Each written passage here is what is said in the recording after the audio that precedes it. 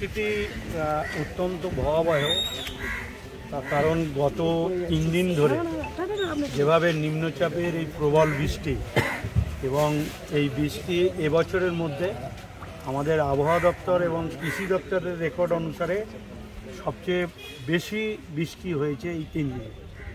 সেক্ষেত্রে আরামবাগ পৌরসভার প্রায় 10টি ওয়ার্ড এবং আমাদের আরামবাগ পঞ্চায়েত সমিতির এলাকায় সেখানে প্রায় 7টি গ্রাম পঞ্চায়েত এবং খানাকুলে 8টি গ্রাম পঞ্চায়েত এই মুহূর্তে জলমগ্ন, এবং গোঘাটেও আমাদের 2টো ব্লকে প্রায় 7টি গ্রাম পঞ্চায়েত জলমগ্ন হয়েছে। নিচু এলাকাগুলো সব ডুবে গেছে এবং সেই সব বাড়ি থেকে লোক এনে আমরা স্কুল কলেজ ক্যাম্প করে রাখা হচ্ছে এবং তাদের খাওয়া দাওয়ার ব্যবস্থা করা হয়েছে স্থানীয় কাউন্সিলর জনপ্রতিনিধিরা সকলে মিলে, এবং পর্যাপ্ত তিরপলের ব্যবস্থা হয়েছে, রাত্রে জেনারেটরের ব্যবস্থা হয়েছে এবং ঔষধ বা পিএইচির যে জলের ব্যবস্থা এবং নৌকা বা স্পিডবোট তো আমাদের থাকে, সেটাও আমরা রেডি রেখেছি। আমাদের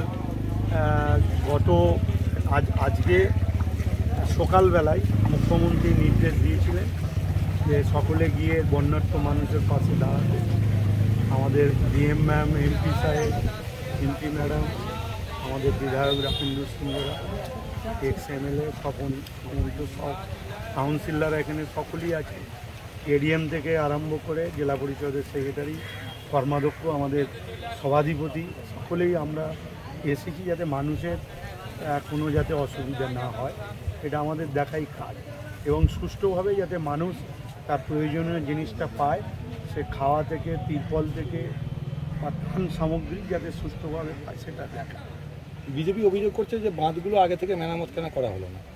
কেন্দ্র টাকা না দিলে মেরামত করবে কি? আমাদের যারা বলছে বিজেপির নেতারা, তাদেরকে বলবেন যে ঘাটাল মাস্টার প্ল্যানের টাকা বরাদ্দ করছে। ঘাটাল মাস্টার প্ল্যান যদি টাকা বরাদ্দ করে তাহলে ঘাটাল সাব ডিভিশন আর আরামবাগ সাব ডিভিশন থেকে বন্যাটা চিরতরে উড়ে যাবে।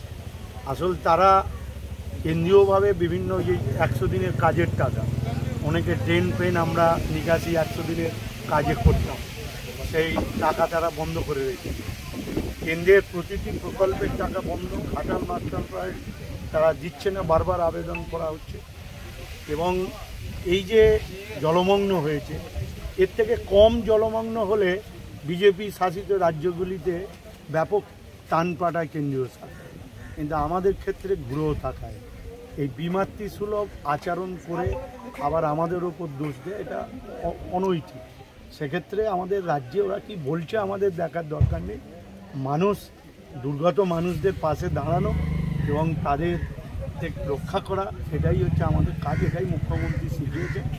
বিজেপির কোনো কাজ নেই, তারা রাজনীতি করছে বিভিন্ন দিক দিয়ে। এরা রাজনীতি করবে, এটা আমরা দেবো না। আমাদের কাজ হচ্ছে মানুষের পাশে দাঁড়ানো।